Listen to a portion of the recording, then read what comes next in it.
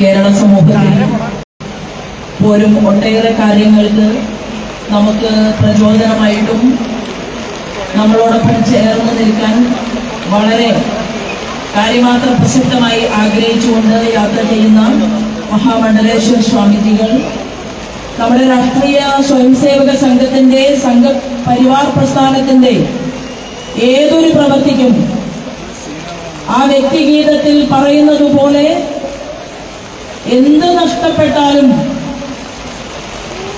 മുൻപേ നമ്മുടെ മുന്നിൽ നിൽക്കുന്ന വിശ്വ ഗുരുവായിട്ടുള്ള നമ്മുടെ കാവ്യ പതാകയോടൊപ്പം ചേർന്ന് നിന്നുകൊണ്ട് പ്രവർത്തനത്തിന് നേതൃത്വം കൊടുക്കുന്ന എത്രയോ വർഷമായിട്ട് സംഘപരിവാർ പ്രസ്ഥാനത്തിന്റെ തലപ്പത്ത് നിൽക്കുന്ന ആരാധ്യനായിട്ടുള്ള നന്ദേട്ടൻ, അതുപോലെ തന്നെ സംഘചാലക് ജയറാമേട്ടൻ എത്രയോ വർഷങ്ങളായി ഈ നമുക്കെല്ലാവർക്കും ഒരുമിച്ച് കൂടാൻ ഈ സംഗമത്തിൽ ഇരിക്കാൻ കാരണക്കാരനായിട്ടുള്ള ഒറ്റപ്പാലത്തിന്റെ നമ്മുടെ എല്ലാവരുടെയും പ്രിയപ്പെട്ട അരവിന്ദേട്ടൻ ഉൾപ്പെടെ ഈ വേദിയിലും സദസ്സിലുമുള്ള സ്നേഹനിധികളായിട്ടുള്ള സഹോദരി സഹോദരന്മാരെ ഏവർക്കും ഹൃദയപൂർവ്വം നമസ്കാരം. ദീർഘമായിട്ടുള്ള ഒരു പ്രസംഗം ഞാൻ നടത്തുന്നില്ല. നന്ദേട്ടൻ പറഞ്ഞു, തമിഴ്നാട്ടിൽ നിന്ന് ഒരാളെ ക്ഷണിച്ചു കൊണ്ടുവന്ന് അയ്യപ്പ ഭക്തന്മാരുടെ സുഖസൗകര്യങ്ങളുടെ വർധനവിന് എന്നുള്ള രീതിയിൽ കേരളത്തിൽ ഉദ്ഘാടനത്തിന് ശ്രമിക്കുന്ന കേരളത്തിലെ അദ്ദേഹത്തിന്റെ അഭിമാനബോധം കൊണ്ടാണ് അദ്ദേഹം അത്രയും പറഞ്ഞ് നിർത്തിയത് എന്ന് ഞാൻ കരുതുകയാണ്.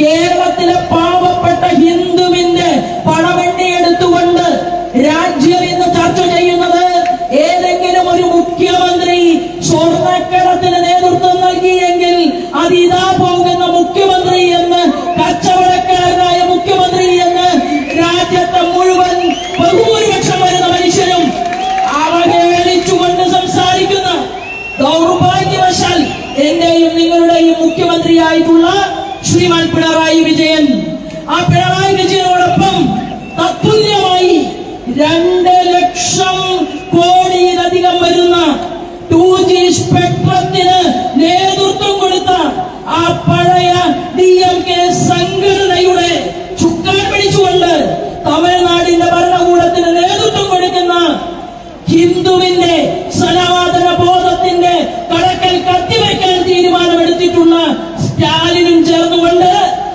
അങ്ങ് ശബരിമലയിൽ അയ്യന്റെ സന്നിധിയിൽ ഒരു സമ്മേളനം നടത്താൻ തീരുമാനിച്ചാൽ നമ്മൾ കൊടുക്കുന്ന മറുപടി എന്താണെന്ന് അറിയുമോ? വിവേകമില്ലാത്തവനല്ല ഇന്നത്തെ കേരളത്തിലെ ഹിന്ദു സമൂഹം. നല്ല വിവേകം നമുക്കുണ്ട്. ഞാൻ ഉൾപ്പെടെ ഇവിടെ വന്നെത്തിയിട്ടുള്ള ഓരോ സ്വയം സേവകന്റെയും കേസുകൾ ആദ്യം റദ്ദ് ചെയ്ത് കളയാൻ കേരളത്തിന്റെ മുഖ്യമന്ത്രി പിണറായി വിജയൻ തയ്യാറാകണമെന്നും ഇവിടത്തെ ഹിന്ദു സമൂഹത്തോട് മാപ്പ് പറഞ്ഞിട്ട് മതി നിങ്ങളുടെ ഈ സമ്മേളനം എന്നുകൂടി ഇന്നത്തെ ഇവിടത്തെ ഈ മഹാഗണങ്ങളുടെ ഈ കൂട്ടത്തിന്റെ കാവൽക്കാരായിട്ടുള്ള ചെറുപ്പക്കാർ ഉൾപ്പെടെയുള്ളവർ കേരളത്തിന്റെ മുഖ്യമന്ത്രിയോട് ആവശ്യപ്പെടുകയാണ്. നിങ്ങൾ ആർക്കു വേണ്ടിയാണ് ഈ സംഗമം നടത്തുന്നത്? നിങ്ങൾക്ക് എന്താണ് സനാതനം എന്നറിയുമോ? ഞാൻ ഈ വേദിയിൽ നന്ദേട്ടനെ പോലെ വളരെയധികം ധാർമ്മികതയെ കുറിച്ച് പഠിച്ച ഒരാളുള്ളത് കൊണ്ട് എന്റെ മനസ്സിലുള്ള കാര്യങ്ങൾ പറഞ്ഞാൽ പോരാ എന്ന് കരുതിയിട്ട് 2-3 കാര്യങ്ങൾ മാത്രം എഴുതി കൊണ്ടുവന്നിരിക്കുകയാണ്. കാരണം ഞാൻ അദ്ദേഹത്തിന്റെ മുൻപിൽ ഇന്നും ആ ബാലഗോകുലത്തിൽ പോകുന്ന ഒരു കുട്ടിയാണ് എന്നുള്ള ബോധ്യമുള്ളത് കൊണ്ട് ഞാൻ പുസ്തകത്തിൽ എഴുതി കൊണ്ടുവന്നിരിക്കുകയാണ്. ഇത് വേദിയിലുള്ളവർക്ക് കേൾക്കാനല്ല, ഇത് എന്റെ സഹപ്രവർത്തകരായ നിങ്ങൾക്ക് കേൾക്കാനല്ല, ഇത് കേരളത്തിന്റെ മുഖ്യമന്ത്രി പിണറായി വിജയന് ലൈവിലൂടെ കേൾക്കാൻ വേണ്ടിയിട്ടാണ് ഞാൻ ഇതിനെ എഴുതി കൊണ്ടുവന്നിട്ടുള്ളത്. സനാതനം എന്ന വാക്കിന്റെ അർത്ഥം മിസ്റ്റർ പിണറായി വിജയൻ നാശരഹിതമായിട്ടുള്ള ഭാവം എന്നാണ്.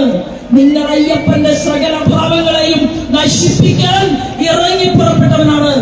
നിങ്ങൾ ബിന്ദു അമ്മണിയെ മരവേറ്റിച്ചവരാണ്.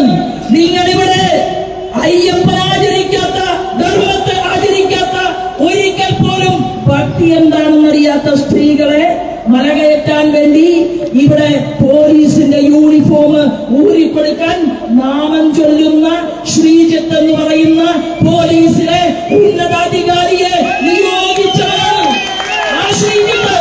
ആ സ്ത്രീകൾ മലകയറി എന്ന് ബോധ്യം വന്നപ്പോ ആ ശ്രീജിത്ത് ശബരിമല സന്നിധാനത്തിന്റെ പടിക്കെട്ടുകളിൽ നിന്ന് പൊട്ടിക്കരയുന്നത് ഞാനും നിങ്ങളും കണ്ടുവെങ്കിൽ പിണറായി വിജയൻ നിങ്ങൾക്ക് മാപ്പില്ല എന്ന് പ്രഖ്യാപിച്ചുകൊണ്ടാണ് വരാൻ പോകുന്ന നാളുകളിൽ ഞങ്ങൾ ഇവിടുത്തെ നാമം ജപിക്കുന്ന മനുഷ്യർ നിങ്ങളുടെ ഈ അബദ്ധജടിലമായിട്ടുള്ള സമ്മേളനത്തിന് ഞങ്ങൾ മറുപടി പറയാൻ പോകുന്നത് എന്ന് പറയാൻ ആഗ്രഹിക്കുകയാണ്. ആ നാശരഹിതമായിട്ടുള്ള ഭാവം അതേതെങ്കിലും ഒരു കമ്മ്യൂണിസ്റ്റുകാരനുണ്ടോ?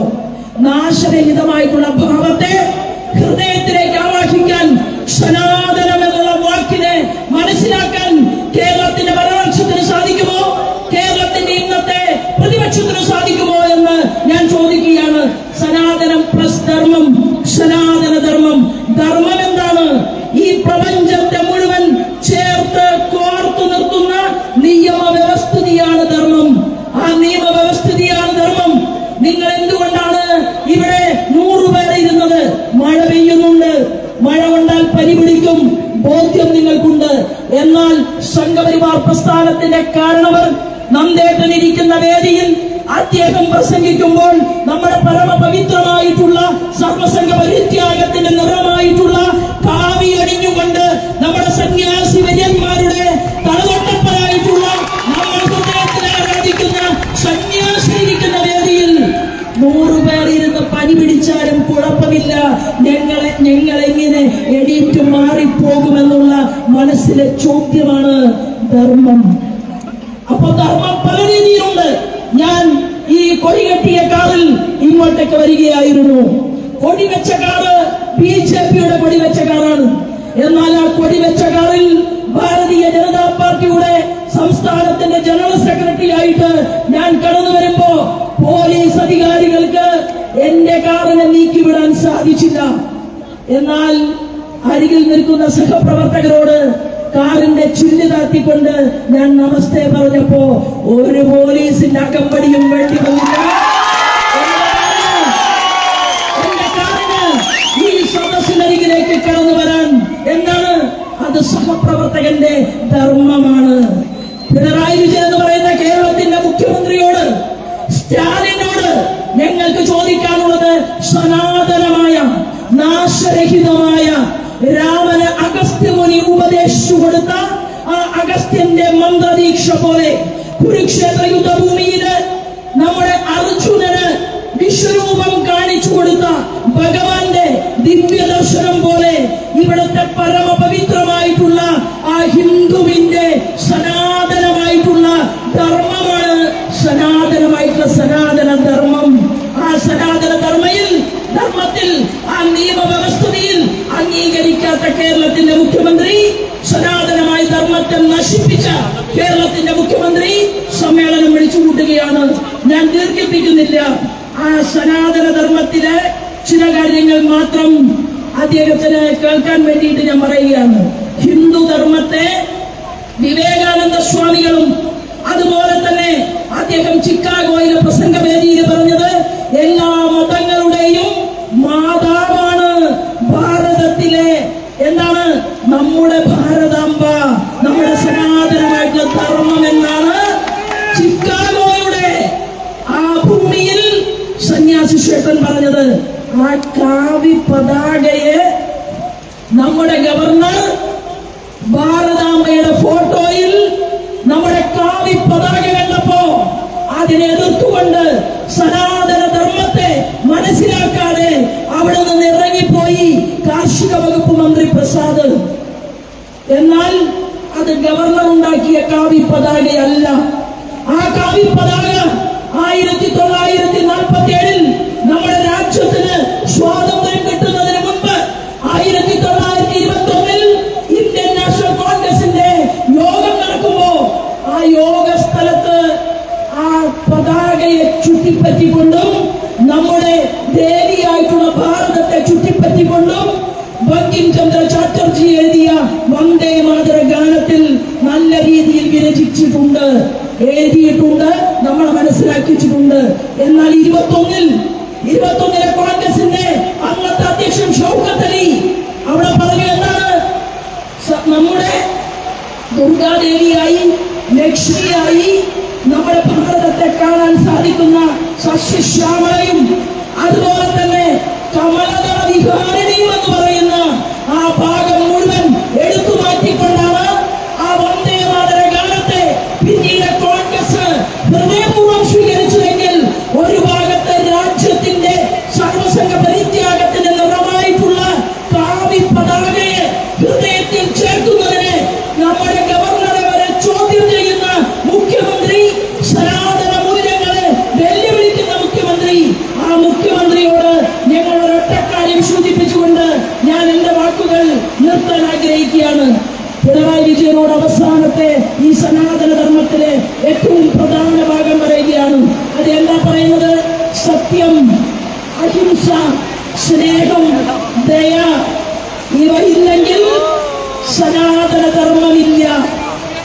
ഈ ദയ, ഈ സത്യം, ഈ ധർമ്മബോധം അത് നിങ്ങൾ ശബരിമലയിൽ ആചാരത്തെ ലംഘിക്കാൻ വേണ്ടി പരിശ്രമിച്ചപ്പോ എന്നെയും എന്റെ സഹപ്രവർത്തകന്മാർക്കും കേസുകൾ ചാർത്തി കൊടുത്തപ്പോ അവിടെ നിങ്ങൾ അയ്യപ്പന്മാർ വിരിവെക്കാതിരിക്കാൻ വേണ്ടി നിങ്ങൾ അവിടെ വാട്ടർ പമ്പിലൂടെ അല്ലെ വെള്ളമടിച്ച് അയ്യപ്പ ഭട്ടന്മാരുടെ വീരി മുഴുവൻ നനച്ചു കളഞ്ഞപ്പോ നിങ്ങൾ ദയയില്ലാത്ത കംസന്റെ പ്രതിരൂപമായി നിങ്ങൾ കേരളത്തിൽ മാറി.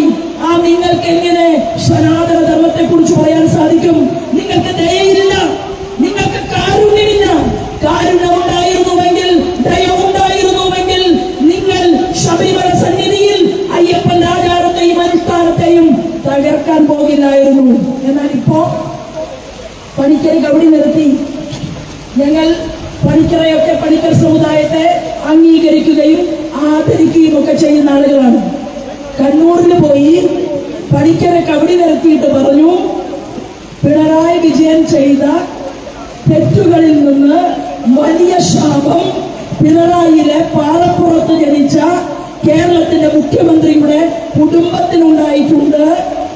മുഖ്യമന്ത്രി കസേരയിൽ നിന്ന് താഴെ ഇറങ്ങിയാൽ ജയിൽവാസം അനുഭവിക്കാൻ മകൾക്കും മരുമകനും യോഗമുണ്ട് എന്നും അതിന് നിങ്ങൾ അയ്യപ്പ ഭക്തന്മാരെ ഒരുമിച്ച് ചേർക്കണമെന്ന് അത് കബഡി നിരത്തിയ ആൾ പറഞ്ഞോ എന്ന് എനിക്കറിയില്ല. പക്ഷേ ആ കുടുംബത്തിന് ശാപമുണ്ട് എന്ന് ഇവിടെ നിന്ന് പോയ പാലക്കാട്ടുകാരൻ പണിക്കർ കബഡി നിരത്തിയിട്ട് കമല ചേച്ചിയോട് പറഞ്ഞു. പരിഹാര ക്രിയകൾ നിർദ്ദേശിച്ചിട്ടുണ്ട്. ഈ മഴയിൽ നിങ്ങളുടെ മുന്നിൽ നിങ്ങൾ നനഞ്ഞിരിക്കുമ്പോ പ്രസംഗിക്കാൻ ഞാൻ പാടില്ല എന്നുള്ള ആ ധർമ്മബോധത്തെ മുന്നിൽ നിർത്തിക്കൊണ്ട് മറ്റൊരവസരത്തിൽ റോഡിൽ മൈക്ക് വെച്ചാൽ ഈ വിഷയം പറയാം എന്നതുകൊണ്ട് ഞാൻ എന്റെ വാക്കുകൾ നിർത്താൻ ആഗ്രഹിക്കുന്നു.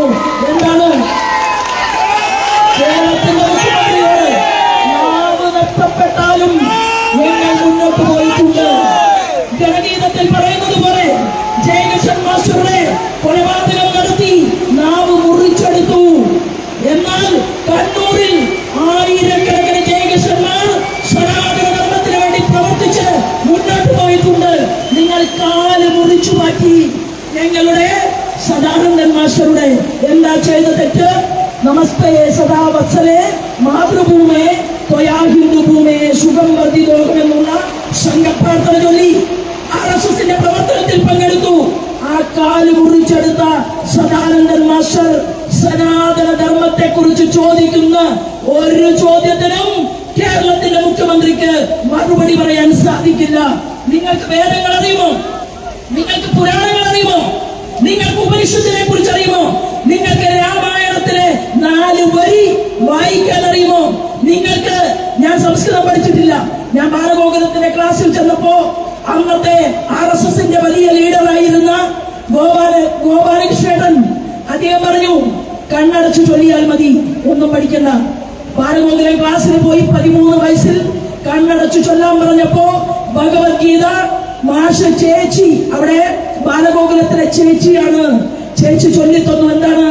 ധർമ്മക്ഷേത്രേ കുരുക്ഷേത്രേ സമവേദായുത്സവ മാമക പാണ്ഡവശൈവ കിമകുർവദ സംഗയ ദൃഷ്ട്വാദു പാണ്ഡവാനീകം വ്യൂഢം ദുര്യോധനസ്തത ആചാര്യമുപസംഗമ്യ രാജാവചനമബ്രവീത് എന്ന് തുടങ്ങുന്ന ശ്ലോകങ്ങൾ ചൊല്ലിത്തന്നു. ആ ഭഗവത്ഗീതയിലെ ഓരോ ശ്ലോകങ്ങളും പഠിക്കാൻ കാരണമായത് സനാതന ധർമ്മം നിലനിൽക്കുമെന്നുള്ള ആ ചിന്തയിലൂടെ സംഘപരിവാർ പ്രസ്ഥാനം മുന്നോട്ട് പോയി. ഒരു പഞ്ചായത്ത് പ്രസിഡന്റിന്റെ അകമ്പടി ഉണ്ടായില്ല. ഉണ്ടോ? ഒരു MLA ഉണ്ടായില്ല. ഒരു സുരേഷ് ഗോപി സാർ ഉണ്ടായില്ല. ഒരു ജോർജ് കുര്യൻ സാർ മന്ത്രിയായില്ല. ആരും ഉണ്ടായില്ല.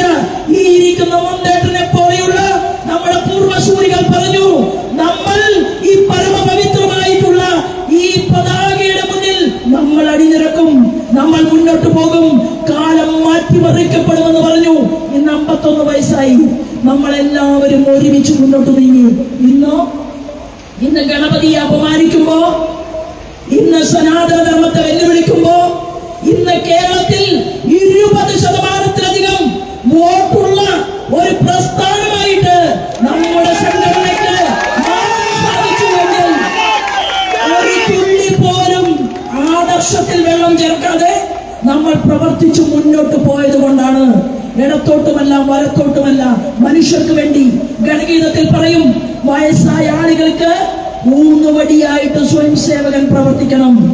ചെറുപ്പക്കാർ കുതിരയെ പോലെ കുടിക്കുന്ന മനസ്സുള്ള ചെറുപ്പക്കാരോട് പറയും, മനോനിയന്ത്രണം വേണം. എന്താണ്? സംസ്ഥാന ജനറൽ സെക്രട്ടറി ആയാൽ കൂടുതൽ സന്തോഷിക്കരുത്. സംസ്ഥാന ജനറൽ സെക്രട്ടറി സ്ഥാനം പോയാൽ കരയുകയും വേണ്ട. ഞാൻ കരഞ്ഞ ഒരാളാണ്, പറയാൻ ഒരു മടിയുമില്ല. ഈ വേദിയിൽ നന്ദേട്ടന്റെ മുന്നിൽ, നന്ദേട്ടന്റെ സഹോദരിയായിട്ടുള്ള ഞാൻ പറയുകയാണ്, ഞാൻ കരഞ്ഞു. 2004 സംസ്ഥാന വൈസ് പ്രസിഡന്റ് ആയിരുന്നു. പക്ഷേ കുറെ കാലം പ്രവർത്തിച്ചതിന് ശേഷം വീണ്ടും സംസ്ഥാന വൈസ് പ്രസിഡന്റ് ആയപ്പോ എന്നിലെ മൂല്യബോധം, അതായത് എനിക്ക് തോന്നി, ഞാൻ ജനറൽ സെക്രട്ടറി ആയിരുന്നല്ലോ, എനിക്ക് അതിനേക്കാൾ ഉയർച്ചയല്ലേ വേണ്ടത്. എന്തുകൊണ്ട് ഞാൻ 2004 പോസ്റ്റിലേക്ക് വന്നു എന്ന് എന്റെ മനസ്സിലൊരു തോന്നലുണ്ടായി. അവിടെ എന്റെ വ്യക്തിപരമായ സ്വാർത്ഥത അതെന്നെ ഭരിച്ചു. അവിടെയാണ് സനാതന ധർമ്മത്തിൽ പറയുന്നത്. എന്താണ്? സനാതന ധർമ്മത്തിൽ വരുന്നവരോട് പറയുകയാണ്, ദമം വേണം, ശമം വേണം. ദമം എന്ന് പറയുന്നത് വേണ്ടതിനെ മനസ്സിലെടുക്കാനും, ഇന്ദ്രിയങ്ങൾ, ഞങ്ങളിങ്ങനെ വരുന്ന വഴിയില് ഏതെങ്കിലും ഒരു കടയില് നോൺ വെജ് കണ്ടാൽ, നോൺ വെജ് കഴിക്കുന്ന ആളാണെങ്കിൽ ഇന്നതൊന്ന് കഴിക്കണമോ എന്ന് ആർക്കെങ്കിലും തോന്നുന്നുണ്ടെങ്കിൽ, അപ്പോ ആ ഇന്ദ്രിയത്തെ പിടിച്ച് നിയന്ത്രിച്ചിട്ട് പറയും, ഇന്ന് കഴിക്കാൻ പറ്റില്ല. എന്താണ്? ഇന്ന് ഗണേശനെ പ്രാർത്ഥിച്ചുകൊണ്ട് ജപിച്ചുകൊണ്ട് നമ്മൾ വ്രതമെടുത്തുകൊണ്ട് മുന്നോട്ട് പോവുകയാണ്. അങ്ങനെ ഇന്ദ്രിയത്തെ പിറകിലേക്ക് നമ്മൾ പിടിച്ചു നിർത്തുന്ന ആ മനസ്സിന്റെ ശക്തിയെ, ശ്രമബോധത്തെ, ദമബോധത്തെ വീണ്ടും മനസ്സിനകത്തിട്ട് ആവാഹിച്ചപ്പോൾ എന്റെ രാഷ്ട്രീയ സ്വയം സേവക സംഘത്തിന്റെ എന്നെ അടിക്കാനും ശാസിക്കാനും 13 വയസ്സിൽ അച്ഛൻ നഷ്ടപ്പെട്ട എനിക്ക് അച്ഛന്റെ സ്ഥാനത്തിരിക്കുന്ന ആളുകൾ ചോദിച്ചു, ഇതാണോ ബാലഗോകുലത്തിൽ പോകുന്ന ശോഭാ സുരേന്ദ്രൻ? പോയ ശോഭാ സുരേന്ദ്രൻ. ഞാൻ എന്നിലേക്കൊന്ന് തിരിഞ്ഞു നോക്കിയപ്പോൾ ഞാൻ ഇതിവിടെ പറയുന്നത്, എത്രയോ BJPയുടെ കാര്യകർത്താക്കന്മാർ ഈ വേദിയിൽ ഇരിക്കുകയാണ്. എന്നിലേക്ക് തിരിഞ്ഞു നോക്കിയപ്പോ ഞാൻ തീരുമാനിച്ചു, എന്റെ പേരുകൊണ്ട് മാധ്യമ പ്രവർത്തകർ അങ്ങനെ സുഖകരമായി അവരുടെ വ്യൂവേഴ്സിന്റെ, കാഴ്ചക്കാരുടെ എണ്ണം വർദ്ധിപ്പിക്കേണ്ട. ഞാൻ ആ പഴയ ബാലഗോകുലം തന്നെയാണ്. വന്നാലും വന്നില്ലെങ്കിലും, MLA ആയാലും ഇല്ലെങ്കിലും 9 തവണ തോറ്റ ആളാണ്. ജയിച്ചാലും പരാജയപ്പെട്ടാലും നിങ്ങളുണ്ട്, ഇവിടെ ഇരിക്കുന്ന വലിയ ആളുകളുണ്ട്, അവരോടൊപ്പം തന്നെ അവസാന നാളുകൾ വരെ എന്ന് തീരുമാനമെടുക്കാൻ സാധിച്ചത് ആ ശ്രമമാണ്, ആ ദമബോധമാണ്. ഈ ബോധം കേരളത്തിന്റെ മുഖ്യമന്ത്രിയെ, കാവി പതാകയെ വെല്ലുവിളിച്ച കേരളത്തിന്റെ മുഖ്യമന്ത്രിയെ, പ്രതിപക്ഷ നേതാവിനെ ഈ ബോധം ഉണ്ടാക്കി കൊടുക്കാൻ പറ്റുമോ എന്ന് വരാൻ പോകുന്ന നാളുകളിൽ ഇവിടത്തെ അമ്പലത്തിൽ പോകുന്ന ഭക്തന്മാർ തീരുമാനിക്കുമെന്നുള്ള ദൃഢപ്രതിജ്ഞയാണ് ഇവിടെ ഒരുമിച്ചെടുക്കുന്നത്. മറ്റൊരു കാര്യങ്ങളിലേക്കും ഞാൻ കടക്കുന്നില്ല. നിങ്ങൾക്ക് എല്ലാവർക്കും ഹൃദയപൂർവ്വം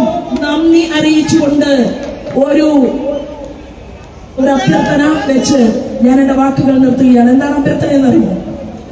ഒറ്റപ്പാലത്തെ ഗണേശോത്സവത്തിൽ വലിയ ശബ്ദത്തിലുള്ള വലിയ വണ്ടികളിൽ പുക പരത്തിക്കൊണ്ട് നമുക്ക് എന്തിനാണ് ഇങ്ങനെയുള്ള ഒരു താളബോധം? ഞാൻ അരവിന്ദേട്ടനോട് സൂചിപ്പിച്ചു. അപ്പൊ അരവിന്ദേട്ടൻ പറഞ്ഞു, ഓരോ യൂണിറ്റിൽ നിന്നും വരുന്ന ചെറുപ്പക്കാർക്ക് ആ ഡ്രമ്മ്, ആ ശബ്ദം അത് ഭയങ്കര ഇഷ്ടമാണ്. ഞാൻ നിങ്ങളോട് യാചിക്കുകയാണ്, അടുത്ത ഗണേശോത്സവത്തിൽ നാദസ്വരങ്ങളുടെ അകമ്പടിയോടുകൂടി, ചെണ്ടമേളങ്ങളുടെ അകമ്പടിയോടുകൂടി, ഈശ്വരീയമായിട്ടുള്ള രൂപഭാവത്തോടു കൂടിയിട്ട് എനിക്ക് 3 തവണയായി ഈ ആളുകളെ മാറ്റിപ്പിടിക്കണം. അതാണ് എന്റെ അഭ്യർത്ഥന. അങ്ങനെയുള്ള താളത്തോടുകൂടി ഒറ്റപ്പാലത്ത് അരവിന്ദേട്ടന്റെ കുട്ടികൾ തീരുമാനമെടുത്താൽ കേരളം മുഴുവൻ നമുക്ക് മാറ്റിമറിക്കാം.